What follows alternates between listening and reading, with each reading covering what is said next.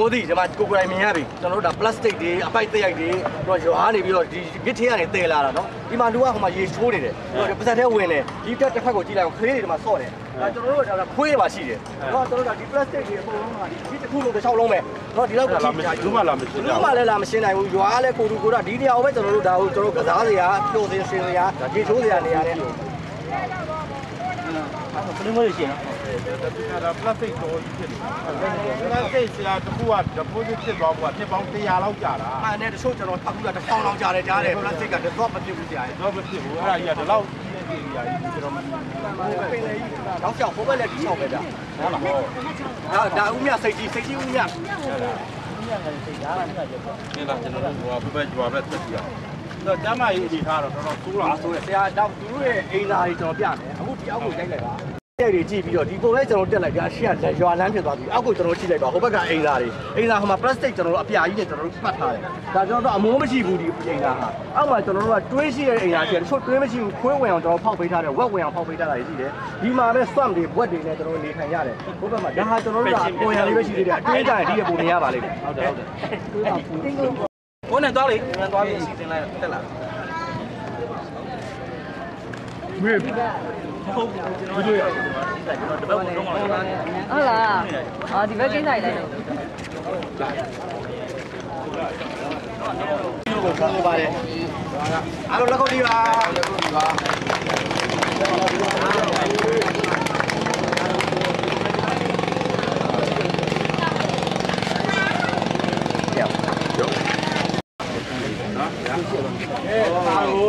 ဦးကျော်မိုးကျော်မိုးဒီရှားလာတာတို့ဒါတို့ဘာဘာနာမည်ဦးမိုးဒီဆိုငါကောင်းတော့မိုးဒီဆိုဒါတို့ဒီလားဒါတို့ရ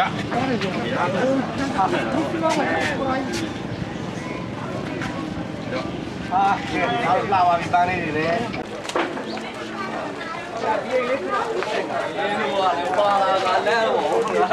မေဒါငက်လေးတွေဘယ်လိုထားရလဲ ငက်လေးဘယ်လိုထားရလဲတဲ့ အလားဆွဲထားတာလေလေ ဘယ်လိုလုပ်ထားတာနီးရ နီးလောက်ပေး ဒီ တာ လောက်တာလှတယ် ကြာကတလောက်တအိမ်ရိုးရိုးသုံးရတယ်မယ်8000လောက်ကြာတယ် ဟုတ်ကဲ့ကိုထွက်သွားမယ်ကိုနှုတ်ဆက်ထွက်သွားမယ်ဟုတ်ကဲ့ဟုတ်ကဲ့ ဒီဘက်ကဖီးလေးကငားနေတယ်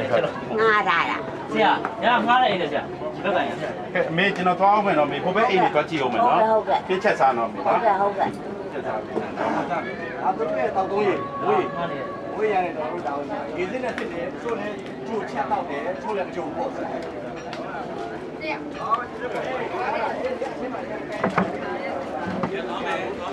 ဒါဘောတော့ပေါ်ပြီးတာပထမဆာမင်းလာပဲရှိတယ်ပထမဆာဘုရားတရားရေးရဆက်ရောက်နေပါလေ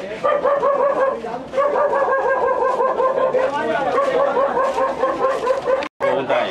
လေကောင်းတယ်ကောင်းပါလေအခုဒီမှာလေလာတော့ကြာတယ်ဒီမှာ15နှစ်ပါလေးလာတော့ကျွန်တော်တို့ဒီရွာအခြေအနေတွေကိုလာသိတာဒီတော့ဝင်တော့ပါတယ်ကျွန်တော်ပြောပြတယ်ဒါကလည်းကျွန်တော်ပြောပြတယ်မှာညာအခြေအနေဆိုနေတယ်ဟုတ်တယ်ဟုတ်တယ်မှာ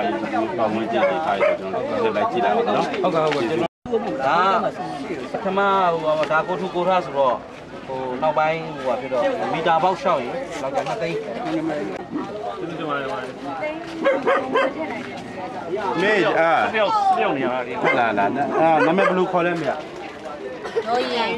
တော့ရင်အသက်ဘယ်လောက်ရှိပြီလဲမေအခုဒီရောက်ကမှနေတာဘယ်လောက်ကြာပါလဲ ဒီရောက်ကမှနေတာငယ်ငယ်လေးတွေက ဟုတ်လား 14နှစ်သမီးလောက်တယ် ဟိုဟုတ်လားကြာပြီပေါ့ဒီအိမ်မှာပဲ ဒီမှာ ဒီအိမ်မှာပဲနေနေတယ်မေအခုဒီကမိသားစုဘယ်နှယောက်နေနေလဲ ဒီမှာရှေ့ရောက် အခန်းအိမ်ခန်းတစ်ခန်းပဲပါတယ်နော် ဟိုဘက်အိမ်က အိမ်သားပါပါလေ အိမ်လာဟို ဟုတ် လောက် လား ပြီး ဟုတ်လား ပြန်တော့ပြန်နေ ဟုတ်လားဟုတ်လားညီမကနာမည်ဘယ်လိုခေါ်လဲဘာမြက်လိုက်ဟိုအိမ်တော်ရှိတယ်ကလေးဘယ်နှယောက်ရှိလဲလေးယောက်ဒီမှာပဲနေကြတယ်အသက်တွေဘယ်လောက်ရှိပေါ့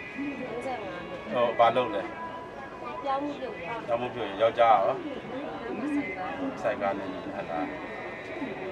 ဒီမှာနေတာဘယ်လောက်ကြာလဲဒီမှာလည်းဒီမှာပဲမွေးတာ ဒီမှာမွေးရတဲ့ပြန်ပါ တက်တာတက်ဘယ်လောက်ရှိနေဟုတ်ကဲ့ပါ ကိုမူတီဆန်ကောင်းလားကောင်းတာကိုမူတီဆန်မှတ်ထားနော် ဒီမှာဒီမှာကိုပြားချင်းနေတာရှိတာဒါသက်ဆိုင်အောင်ဆိုရတယ်ပြီးအောင်ပြဖို့တော့တို့ပြည်ပြည်တို့ကဖြစ်နေတယ်လေဆိုတော့တို့အနေနဲ့တောင်းရှိတယ်လေဒီအရာတွေကိုလုပ်ပြီးပြီပေါ့နော် လူကြီး2ယောက်ကလေး17ယောက် ကော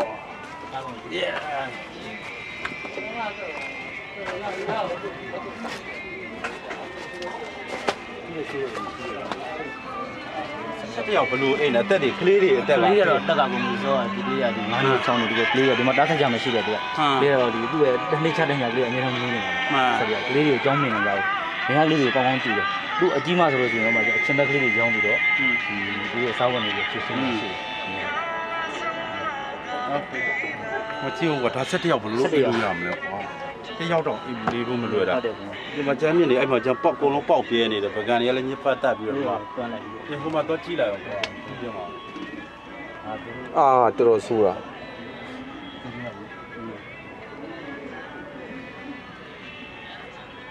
ဘာတူတော့လောကနေလိုက်တယ်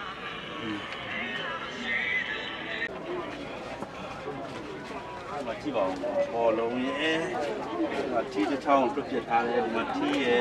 ဒီတုံးတစ်ချောင်းရှိတယ်ဒါကလေးအင်းကြီးတွေလာမသိဘူးဒီမှာအင်းကြီးဆိုတော့ကောင်းပြီ နေရပါနေရပါ ဟောကိုရွာကိုအား ဝဲနေရပါ အတော့ဆက် ဝဲနေရပါဗျာ ပေးပါဘုံဘုံလမ်းပေးပါ ဖက်ကရှိတဲ့နိုင်ငံရေးကောင်းဆောင်တယောက်နဲ့ကျောင်းသားကောင်းဆောင်တယောက်နဲ့ပထမဆုံးရောက်ရှိတာပေါ့နော်အဲတမိုင်းဝင်အဖြစ်တည်းဖြစ်သွားတာဘယ်ကောင်းဆောင်မှကျွန်တော်ရောက်ကိုမလာဘူးသေးဘူးနောက်ပိုင်းတော့လည်းဆက်တဲ့ကျူးသားပါ ကျွန်တော်တို့ကလည်းဒီလာနေတဲ့ရေချက်ကဗျာတကယ်ပြည်သူလူထု တိုင်းတဲ့ဝမ်းသာတာပေါ့နော် အကုန်လုံးသိသွားအောင်ပေါ့နော်ဒီရက်ကွက်အခြေအနေကရမ်းဆိုးနေတယ်ဆိုတော့ကျွန်တော်တို့ကကြားနေတယ်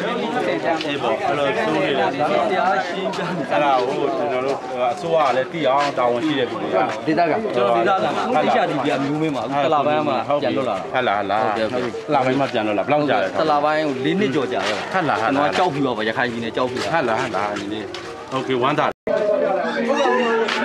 ဒါဒီမှာလေးနဲ့သေးသေးကနေရှိပါတယ်ရအောင် ဒီနေ့မရှိဘူးပြောတယ်ဒီနေ့ဖေးထွက်ရတယ်ဝင်မှာ ကြာရေးဒီရွာရဲ့အခြေအနေလေးနည်းနည်းပြောပြပါအောင်အားလုံးလည်းမိတ်ဆက်ပေးပါဦးရွာကျွန်တော်ကဒီရွာမှာ1980တဲ့ကကိုပိုင်စေးကန်းလေးစဖွင့်တာ16နှစ်လောက်ဒီရွာမှာနေ့တိုင်းကျွန်တော်ညနေ3နာရီဆိုတော့ဖတ်လာခဲ့ပါတယ်အဲ့တော့ဒီစေးကန်းလေးစပြီးတော့တင်ဆောက်ခဲ့တာလွန်ခဲ့တဲ့ကျွန်တော်တို့6နှစ်9နှစ်လောက်ကပေါ့မြို့တော်စီပင်ကဘုံကြီးမောင်ပါငွေ9သိန်းတူပြီးတော့ကျွန်တော်ဒီစောက်ဦးလေးကိုကျွန်တော်စခဲ့တာအဲ့တော့ရွာရဲ့ပတ်စံတွေကျွန်တော်ကောက်တယ်ရွာလူတွေလည်းအဲ့တော့ရက်ရွာဒီရွာစေးကန်းလေးကိုတားဖွားဆရာမကြောက်ကိုကြည့်နိုင်ထားတာကြည့်နိုင်ကျမ်းမာရေးထားတာတွေပြုလုပ်ပေးပါမယ်တောက်ရင်ရှားနေတယ်ဟုတ်တယ်တောက်ရင်ရှားတယ်အိမ်သားတွေကြတော့ကျမတို့ကကန်းနဲ့ကြောက်နေတာတွင်းတူလို့မရရေတက်ရေတက်ရှိမှန်တယ်အဲ့တော့ဝိစေကိုဘယ်လိုပြစ်နေရလဲအဲ့တော့ရေတက်လာရင်ရေတက်ပါပါရေတက်လာရင်မျောသွားပါဟုတ်ပါဘူးရေတက်လာရင်ဝက်ဝင်စားအောင်အဲ့ကြောင့်ရေတက်ရေတက်ရှိတော့ကျမတို့မှတွင်းမတူပါဘူးကျွန်တော်ဒီရွာကိုလေးတွေအားချင်းဆိုတော့ကျွန်တော်တွေ့လာခဲ့တယ်ဟုတ်ကဲ့ကန်းနဲ့မှအခုလို့ဆိုတော့ဒီ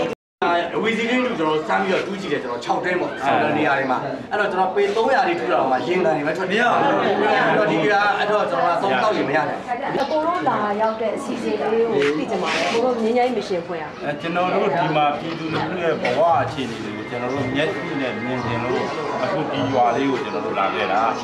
ဒီရွာလေးကိုလာဖို့အတွက်အဓိကကမကထာဆောင်ရွက်ပေးတာတော့ဒေါက်တာမြင့်ပေါ့နော်ဒီမှာစေကဖွင့်နေတယ်ဒီရွာကဒီ3000လောက်ရှိပြီကျမ်းမာရေးအခြေအနေညံဆိုးနေတယ်ဆိုတော့ကျွန်တော်တို့ကကြားထားတယ်လေအခုကျွန်တော်တို့ကိုယ်တိုင်မြင်လိုက်တဲ့အခါကျတော့ပို့ပြီးတော့တွေ့သွားရတယ်ဗျာတော်တော်ကြီးကိုအခြေအနေဆိုးနေတယ်အိမ်လေးတိတ်ဆိုရင်အိမ်ချင်းချင်းသေးလေးအောက်မှာလည်းပေါက်ပြဲနေတယ်အဲ့ဒီထဲမှာမိသားစု17ယောက်တောင်နေရတယ်ဗျာဆိုတော့အဖေအမေရဲ့ကလေးတွေရဲ့တူတူမတွေရဲ့နဲ့ဘလူးမကိုနေရအောင်ဗျာပြောရမယ်ဆိုဆယ်ရီပတ်လည်းအခါလေးနဲ့အောက်ကဒဲဝိုးလိုဖြစ်သွားတယ်ချမ်းပြင်းကြီးကနေကြပြီးတော့တယောက်ကျော်တဲ့ချတာဘူးမရှိဘူးချမ်းပြင်းကောင်းတော့နောက်အောက်ကအင်သားတွေကျွန်တော်သွားကြည့်လိုက်တဲ့အခါမှာအင်သားတွေကအင်သားလို့တော့ပြောလို့မရဘူးပေါ့ဗျာအကာရန်လုံးလည်းမရှိဘူးအမိုးကလည်းမရှိဘူးနောက်အရေးကြီးဆုံးပြဿနာတစ်ခုကခုနကကျွန်တော်တို့ရေပြဿနာဟလာဒီအညစ်အကြေးဘယ်လိုစော့မလဲပတ်ဝန်းကျင်တစ်ခုလုံးမှာဟလာဒီ plastic တွေကတရားခွက်လုံးကိုပြန့်ကျဲနေတယ်အကိုတို့ဘောနော်အကောင့်တွေပေါ်ဖို့ကဟိုဒီကနေပြီးတော့ပြန်သွားလို့ရှိရင်ဘယ်သူနဲ့တွေ့ပြီးတော့ဘလို့ကြိုးရလက်ဖြစ်အောင်လို့အကိုလုံးမလေးဆိုတာချက်တော့ပြပြပါ very သိကောင်းတဲ့မိကုံကကိုတို့ကဒီမှာလာပြီးကောင်းတယ်ပေါ်ဖို့ဆိုတာတော့မဖြစ်နိုင်ဘူးဟလာကိုတို့ကဒါပေမဲ့ကိုတို့ဒီအခြေအနေတွေကိုအစိုးရနဲ့နိုင်ငံတကာသိအောင် NGO တွေသိအောင်တတ်တမန်တွေသိအောင်ပြောပြသူတို့ကဖြည့်ရှင်းနိုင်တဲ့နည်းလာတော့အစိုးရအနေနဲ့ကOD ပတ်စံကိုကြားခိုင်ပုံမျိုးရေးအဖွဲ့လေးပေးလိုက်မယ်တခြားအစိုးရ NGO ကြီးတွေမဟုတ်ဘူးဒီမှာတကယ်လက်တွေ့လုပ်နေတဲ့လူတွေလည်းထည့်ပေးရမယ်အဲ့ဒါကြောင့်မို့ဒီရွေချက်နဲ့ကိုတို့လာခဲ့တာ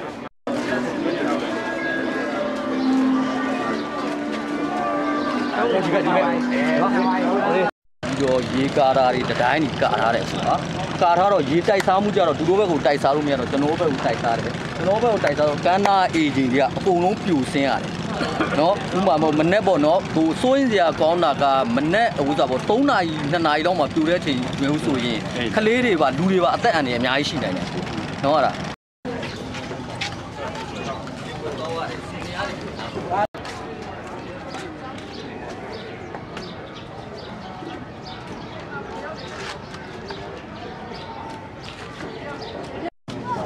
အခုဒီအိမ်လေးကဒါအခုမြင်ရတဲ့ဟာအိမ်ပါဗျာ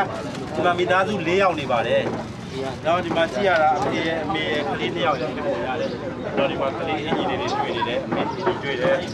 နောက်ကတို့ရဲ့ကြောက်ပြင်းတွေဆက်တယ်ဒီမှာအခုလောလောဆယ်နောက်မိုးကြီးဆုံးဆိုလို့ကြောက်ပြင်းလေးပဲတွေ့နေတယ်နောက်မိုးကြီးဆုံးပိုင်ဆိုင်မှုဆိုလို့ကြောက်ပြင်းပဲတွေ့တယ်လက်ခါတော့ဝေးနေတာပြောလာနေရတယ်သူတို့ရဲ့တောက်သုံးကြီးပေါ့ဒါလေးကတော့ဗာလေးလေးဒါက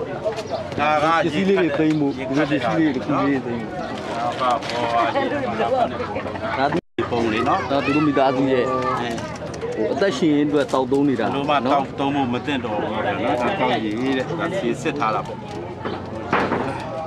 လားပေါ့တော့တုံလေးတစ်ချောင်းတာ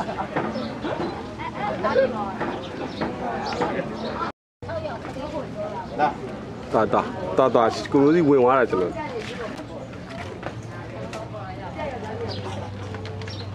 အေးလာလဲမယ်နော်မိုင်းကျွန်တော်မိုးဒီပါမလေးမိုင်းလာလဲမယ်နော်ကောင်းလိုက်တာအင်းဦးစင်းလည်းရှိတာပဲဦးစင်းအောင်အမနာမည်ဘယ်လိုခေါ်လဲတန်တန်အေးမတန်တန်တက်ဘယ်လောက်ရှိလဲ46နှစ်46နှစ်ရှိပြီအမဒီအိမ်မှာနေတာဘယ်နှစ်နှစ်ရှိပြီလဲ9 စမွေးရတယ် မွေးတဲ့ဒီရက်ကွက်မှာဟာလားကလေးဘယ်နှစ်ယောက်လဲ ခလေးဒါနီးလေးတွေ နီးလေးတွေအဲ့တော့တမီးရပဲဟောလေသားလေး ဒီကဟိုမှာတဲကွင်းနဲ့သွားတယ် လေဝင်ပါသွားလို့လေ တဲကွင်းနဲ့သူ့ယောက်ျားစီလိုက်သွားတယ် အဲ့တော့ကြာအဲ့လိုသွားလို့ကြာအမကပါလို့လေ ဘာမှမလုပ်ဘူးပြီးတော့အကန်လာတယ်စား ဟာလားယောက်ျားရော ယောက်ျားဖြစ် ဒီမောင်းဆောင်ပါပြီ